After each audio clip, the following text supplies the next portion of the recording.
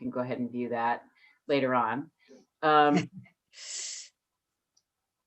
right, let's see. So I'm not going to say too much about it because I'm just going to go ahead and screen share it. So I just literally finished this like 2 days ago.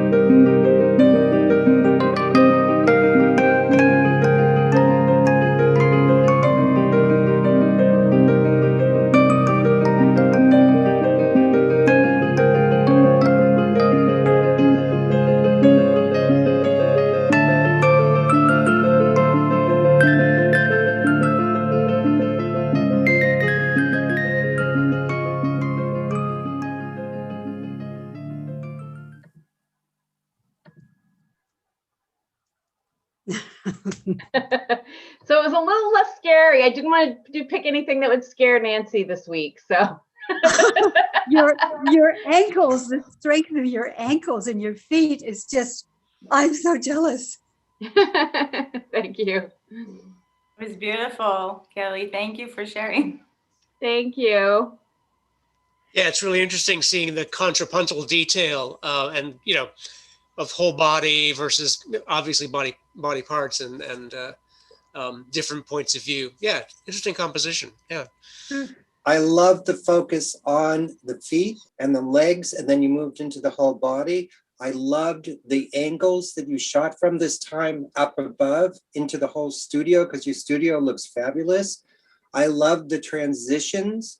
I loved the music. What I didn't like was when you transitioned from the bare feet and legs to socks. It took something. Somehow I was like, no, get rid of the socks. But Good I point. loved it. I really loved it. I mean, this and the transitions you used, the glitchy stuff and the techie stuff as transition as opposed to covering up what you were doing. And I really liked that. I mean, this seemed really, you're getting it together here. Awesome. But get Thank rid of- you. I Just just get got to rid of take off the my socks now. Get rid of the socks. Fluidity of the movement. It was so beautiful to watch. Such soft, fluid movement, such nice transitions. It was really beautiful. Oh, thank you so much. I appreciate it. I feel like this is sort of like dancers in practice at home all this time. That's what it felt like to me in a way. I feel like I should post it like dedicated to all the dancers who've continued to work at stuff, you know, all this time. It kind of, because it's sad, but then it gets happier because we're almost out of this. So hopefully. All right. So, Tim, are you up for reading something? Tim Gager? How do you say the last name? Gager. Gager. Okay. Are you up for reading some poetry for us? Sure. So Awesome. 10 minutes. All right, I'm going to start from, this is a book, 2020 poems that came out in January, and every poem here was written in 2020. Published by Big Table Publishing. To a tree cut down. You can no longer grow. Your roots bore into pipe below a basic foundation under my neighbor's house. They watched each branch out, streamlined, and then saw rope used to pull you down as if you were nothing. I will stand with the tree, protest going down, hope the structure can plumb itself, become an element of change, not just leafed branches severed, raining down on your splendor, becoming dank down to your trunk, your appendages exposed, cut up, taken away, forgotten. Shelter. Remember sunshine smacking away the ugly grays, the everyday ways life is difficult. Even cotton sheets stubbornly refuse to soften, hung on the line. We'll never confess we do not wash linen after someone stays over, the sun not giving permission to bleach their lovers away, but a sky can turn yellow quickly. Then we shelter safe, wishing to turn tornadoes back into our nirvanas, only to hide behind the rakes standing upright in the basement. Seclusion. We touch each other, desire, life's rapidly circulating, going viral, how we used to connect. We disconnect in houses, cold media. We wish to touch each other. Being alone is the worst thing yet to be the worst thing yet. Still there's contact. How we touch each other under the covers is different today. Pictures of primrose are not real primrose. Even the words die. They can't hide. We will not bury them.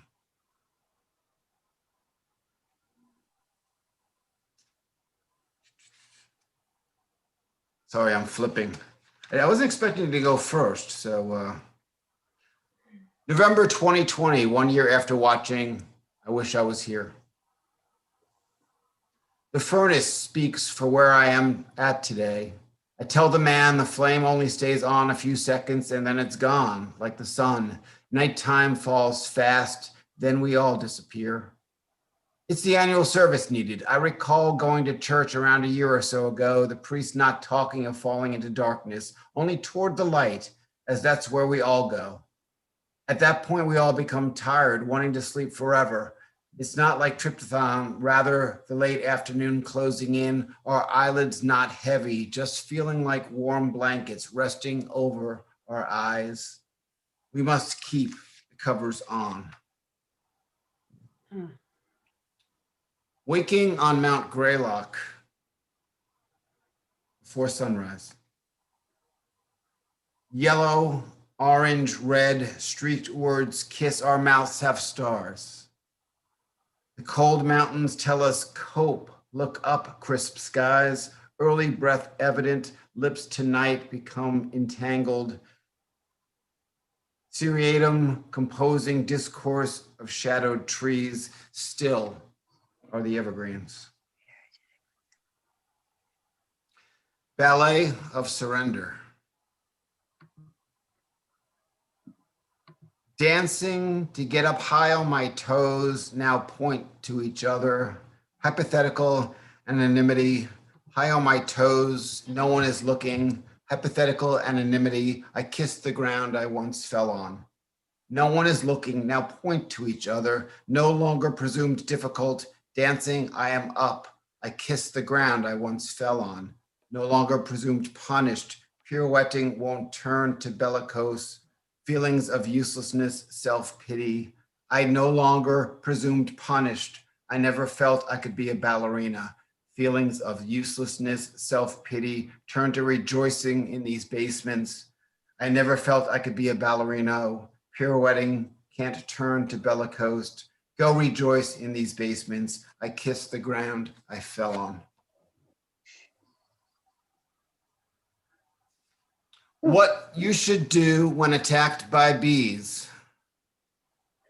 Run. People make mistakes. Standing, swatting, giving extra time for the colony to recruit. When confronted by stinging bees, run. Through shrubs or brush, distract them. Run until they are left behind. Some chase for half a mile. Don't be fooled into water. A poor shelter every time. You come up, they cover you. Sting faces and noses. No way to breathe. Remember, run. Bees aren't being mean in a human sense. They just take exception. Ocean Hotel.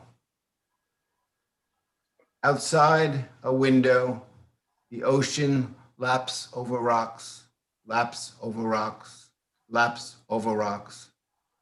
The foam is in the mixer. A quick plop resonates, followed by fierce violence smacks into rock wall where a seagull sits over the sounds, almost staged, unmoved, a witness to this. The sun opens early today, 6 a.m., when my eyes do not catch much, eyelids inching up like the water rising outside a window. The ocean laps over rocks, laps over rocks, laps over rocks. I think I'm going to do two more. I lost a friend of mine, Jones Purcell, this spring, and he's probably the best musician that no one has ever heard of. And he lived in Elkton, Maryland, on a farm. At the farm in Elkton, Maryland, for Jones Purcell. You will go down this dark road, not seeing the gaps in the barn plank, and the starry sky is layered Picasso as if it's seen in black and white. And every October, the mice have decided to move inside. The smell is of fireplace and smoked whiskey. Old newspaper blanketed the sofa to cover where the dog peed. Living room decorated in guitars, amps, and chords, dancing over wood floors, creating Venn diagrammed dirt within circles. Glassfuls of bourbon will create songs. You yell, I'm not to go anywhere until we have 3 or 4 of them. Here's a pen. Write something to this. And I will end with vaccination extravaganza. At the circus, performed a one-trick, sorry, I messed up my own line. I was being clever with the line too. At the circus, performed a one-pony trick. Round and round, center ring, horse and rider dazzled. At one point, she stood on her head, not using arms or legs for extra support. Oh, how she spun like a gyroscope. I checked my glasses to make sure I wasn't seeing things because I can see everything. I made mountains out of molehills. Or, as we know, we have choices and understand things even without therapy, molehills out of mountains, depending on the day. But logic is circular, and that's when she went, horseback revolving, witness riveted on their many times over painted seats. Will she fall? We watched. We couldn't watch her not. then applaud, the ringmaster waving his hyperbole. So now we can all breathe. Thank you very much, Kelly, for having me. And I look forward to hearing and seeing and experiencing everybody else. Thank you, Tim. That was great. Wow. So, Nancy, would you like to go next? We have a lot Yes, of poets tonight. It's almost a poetry night, bookend with dance. So far, can you hear me? Yeah, we can hear you. Okay. First of all, I like the bees. They're going to recruit from the colony if there aren't enough to kill you. I mean, you have told just a wonderful story. And I am a clown, so I appreciate the one about the person who is riding on the horse on her head. Thank you. I'm excited about your work. Mine is more pedestrian, really. It's called Anger, and I wrote it after I had a little business with a clerk, and I was trying to figure myself out, and partly this is making fun of myself. It's not as serious as it sounds. It's called Anger. My anger is not of much account. I say that in a folksy way, so I cool down. Businesslike. I dampen down my primitive urges. What do I want to accomplish here? And after all, who is responsible? I want to rectify. Yes, that's it. Put things right, not, oh no, of course not hurt or blame or punish. Keep focused on my goal. Fix what's broken. I'm angry because I anticipate nobody listening, or worse, looking right through me. Or nobody, that person, nobody, will say, we don't know how it happened, and wish I would go away. Calling this person nobody is mean. I am turning churlish. Instead of yelling, I'll turn very cold. My every word will dip with icicles. Come on, that won't fix what's broken. That's it. My anger flares when I can't fix a problem right away. Say something angers me on a Friday night. Can't fix it till Monday. And I know Monday, nobody is busy with Monday problems anyway. Yes, if I could telephone or visit right then, I can act. And when I can act, I don't build up anger. Does my anger serve any useful purpose? Turning up my stomach is not useful. Replaying it over, toast and hot milk at 2 a.m. may be useful. Losing sleep isn't. Monday morning, I dress for business. My courteous but folksy letter is in my hand. It explains the problem. It says, I'm disturbed, concerned, puzzled. It offers my solution. Suggests they may have one too. Finish with, thanks for your kind attention.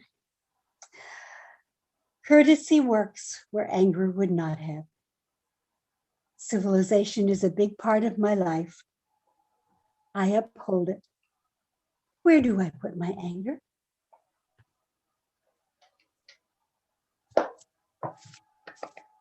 Thanks, Nancy. You're welcome. So just a quick reminder to folks, I just put the donation information in the chat. So if you haven't had a chance to donate, we really appreciate the support. Continuing in our poetry, Karen, would you like to read something?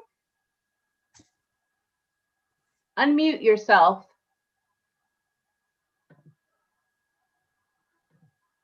There she is. Okay. Yes. Okay, I did unmute myself. I have just become the mother of 2 kittens who would not let me go to come into my study where the computer is, and I refuse to let them in here because it will be a disaster. They're darling and wonderful, and I am not a better cat mom than I was a mammal human mom. But anyhow, so I'm going to read a poem. One poem. It's a little bit long. It's been through 2 revisions. It may need another revision. And I would be very much guided by any of the people here who might think revise, revise. It's about my grandparents and myself as a 5-year-old, but looking back on these memories of this immigrant family, what I picked up and then what I learned from my grandfather's memoir, which he hand wrote in 1938, coming over here in probably 1875, 6, 7, and his wife coming over in the late 1880s. So it's the paternal side of my heritage. Raspberry Patch. Fragments vital for the understanding of the whole. William Kentridge. Thickets and thorns for a 5-year-old. Little fingers reach to pluck red sweetness of berries, scratches, small punctures redden my skin. My shoes navigate dense tangles. The raspberry patch wildly overgrown. No path but desire. Grandpa Wilk, always in the enveloping chair, wrapped in Afghans grandma knit. I'm the granddaughter from his Christian daughter-in-law, sitting at his feet, his wildly blue eyes. Don't let them tell you the Jews killed Jesus. His aging body, always cold, always bronchial, held early loss. His memoir. We children went to the synagogue, but the Lord closed his ears to our prayer. Yeah. Mother left 4 sons and 1 daughter to mourn. I, the oldest, 13 and a half. This ends my childhood. An immigrant's house, furniture too large for the rooms, heavy chairs, too big for me. We eat our main meal here, midday. At home, our big meal, dinner time. Rich soup with meat-filled kreplach, Grandma and Tante Hans rolling dough, roasting meat, potatoes, carrots. At home, ice cream for dessert, not here. Anyway, I'm already full. So many reunions. 1225 9th Street South.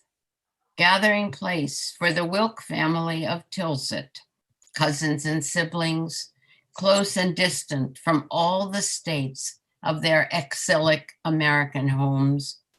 Reunions of those who came out of East Prussia in time.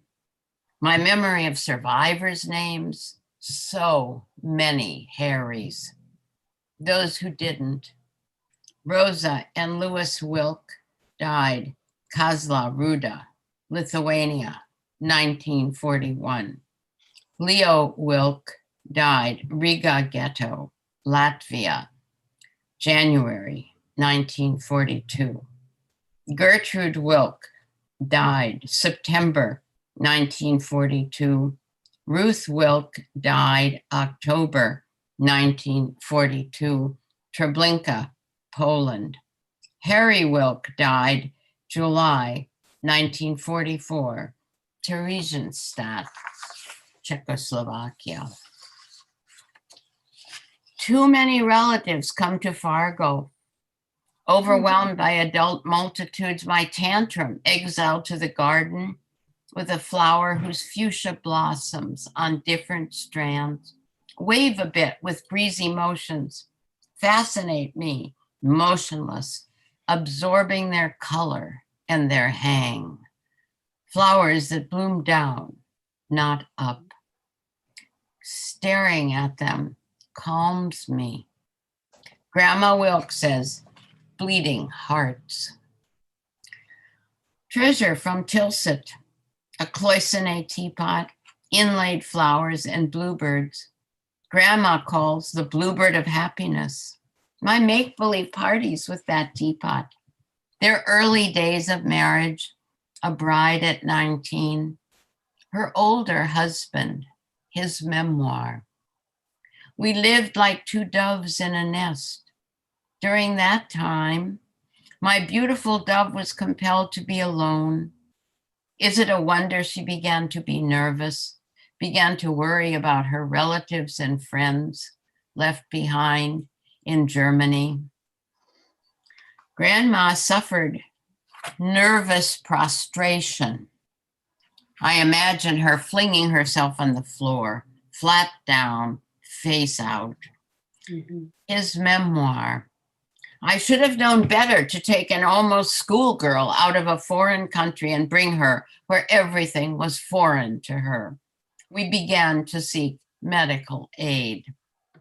The bluebird of happiness stayed in the teapot. Almost every visit to the Wilkes, this ritual by myself, listening by the Victrola, a recorded story, Little Red Riding Hood, could recite every line, make myself sit still until the better to eat you with, my dear, shrieking, race a beeline to the kitchen, to Grandma's arms. Opening ritual every time I visit. Out of the car, my little legs fly away coat as fast as top of the steps, black dress, old lady shoes, gray hair bun, earlobes, elongated earrings, smile widening, arms outstretched, Grandma's laughter of pure joy just to see me. Never more welcome ever in my life, anytime, anywhere. Thank you. Oh, wonderful. Karen, great. Don't you think it needs a revision? How? I've been through two. Maybe it's too much. No. No, it's a sort of concise epic. Yeah, I mean, it's about immigrants. Yeah. Really, it's about intermarriage in Fargo, North Dakota in the 1930s. Yes. A freak. And everybody thinks this is a freakish thing. And a weird thing. And I'm this little girl with this terrifying grandfather. I don't know a lot about Jesus killing Jews, but he does. Yeah. And he's talking to me about that. Yes. And Grandma, who was so loving and sweet, was really ill with anxiety and fear. Yeah. And that's what I didn't know. Her husband wrote this memoir by hand in 1938 under the WPA stuff for immigrants who came into North Dakota to be writing their stories. Wow. So I have a memoir. What? There's some stuff in the chat. Shani says, thank you so much for sharing these memories. It's so important to have these stories told. And Jane said, wow, no path but desire and so many Harrys. Well, they're all named Harry. And even the one who got killed by the Nazis was Harry. I got mixed up. I was 5 to 7 years old at this time. There were just too many people that were old and had really bad memories and a lot of guilt. And that's absorbed. Trauma passes in the genes. It does. Yeah, it does. David, would you like to share something with us? Oh, I'm sorry. Go ahead. Oh, please share something, David. Thanks, Karen. Actually, yes, I have. I'll say one more thing, Karen, which is that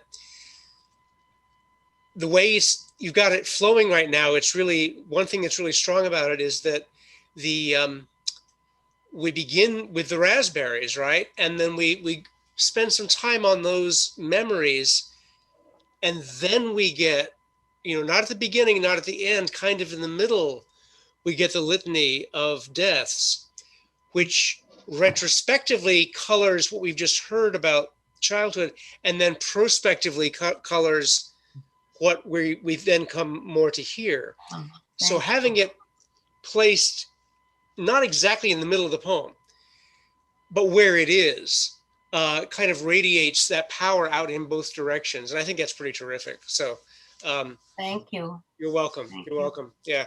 Well, there's shop talk. Pardon me for everybody else. Oh, But thank you. No, I it's fine. It's interesting. I appreciate it. We live with shop talk, David. That's how we live. Thank you. no kidding. Well, I have two poems and they're both short. So I thought I would do two because they're both about a half a page long. They're pretty brief. And thank you, Kelly, for having me here. So the first one is it is in response to a sound art piece that I have on CD that is a field recording by a man named John Hudak. So it's a natural sound recording. Tall grasses. We listen like beetles to tall grasses, blade edge voices, crinkle wrap voices, stoneware beans for inner ears, dry drum scatter strikes, flat and humble. Huiro songs grate right up at the grassroots. Insects trill up scrape stalks, whack sprouts.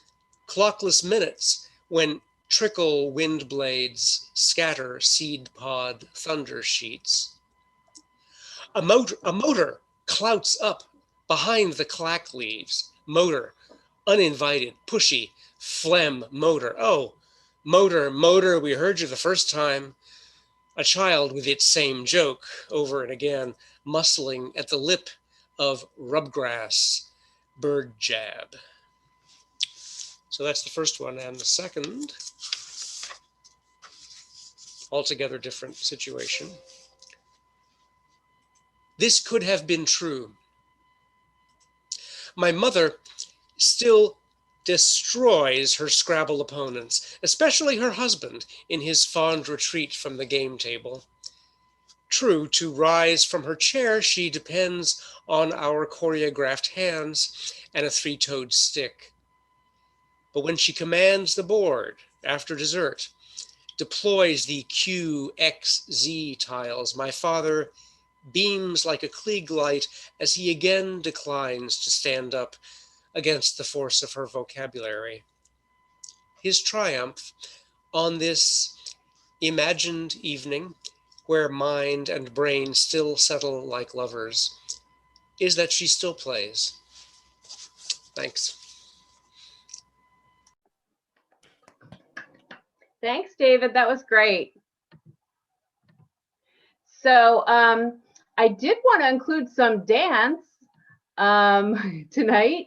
So Shani, would you like to introduce